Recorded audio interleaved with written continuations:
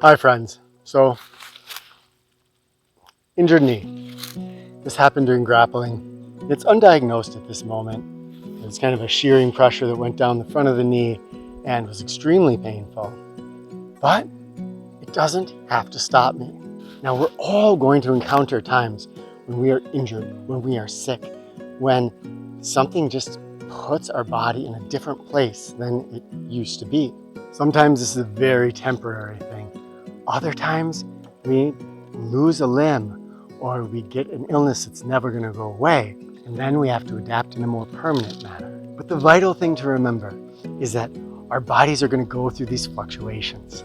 If you're injured right now, you might feel what I often feel, which is totally bummed. It's just so easy to just sit down on the chair and not get up, not do anything. But let's flip this on its head and make injuries, illness, all of these things opportunities to actually diversify and strengthen our journey towards vitality. You see, we usually think of ourselves as injured when we hurt a part of us that is vital to our main method of moving throughout the world or exercising or working. In this case, pressure on my knee is very painful, maybe doing damage, and so the grappling, my favorite method of exercise, is out the window, at least for the moment. But I started to check out this injury. What can I do? What can't I do? And I discovered that linear movements, even if they're fairly ballistic, are fine. That means I can still mountain bike. I can still do these precision jumps. I can still find novel ways to do calisthenics. And I can even do some of these lateral movements on the trampoline. Awesome.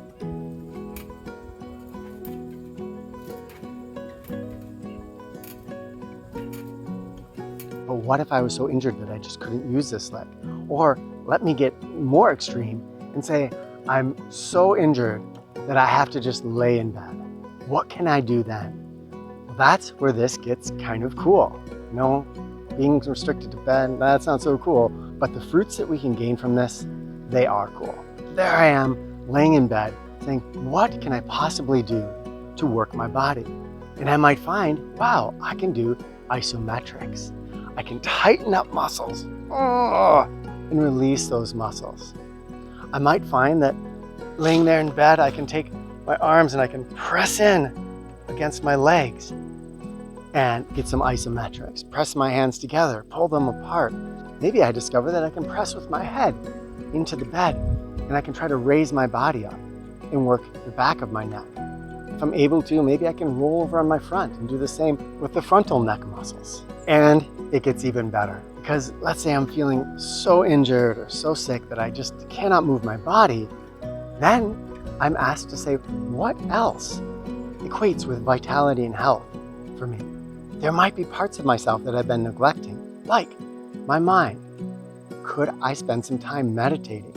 No matter how bad off we are, we can usually spend time meditating. I could practice breathing exercises to enhance my ability to fire up my vagus nerve and to just learn to take long, slow breaths through my nose.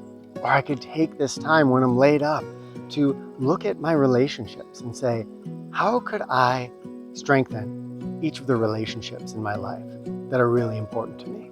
You see, it's so valuable to think of ourselves as a whole being and to think of vitality and health and wellness as something that incorporates our emotional selves, our mental selves, our spiritual selves, our physical selves. For me, it often feels like it's just too much to pay attention to all of that.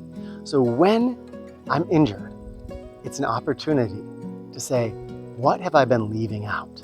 I know for my wife, Rebecca, and myself, times when we've been laid up in bed have often seen us come out the other side having a better diet, being nicer people, kinder people, more compassionate, and being more inspired than ever to move our bodies because we had that contrast. We got to see how difficult it was to not be able to move in the way we usually can. Probably figured out the main gist of this video. Adversity creates opportunity. We just have to prevent adversity from sucking us in to a feeling of doom and gloom. I know, it's difficult. I've been there. But if we can prevent that, and instead we can say, what are my opportunities here? Then we might find ourselves so inspired to make positive change in our lives. Tell me in the comments, about a time that you have been injured, laid up, otherwise not able to do your usual stuff, and how it inspired you to create new ways of movement, new ways of thinking, or to look at other aspects of your life and to make positive changes. Subscribe, hit the bell. Thank you for joining me on this journey of vitality, and I'll talk with you in the comments.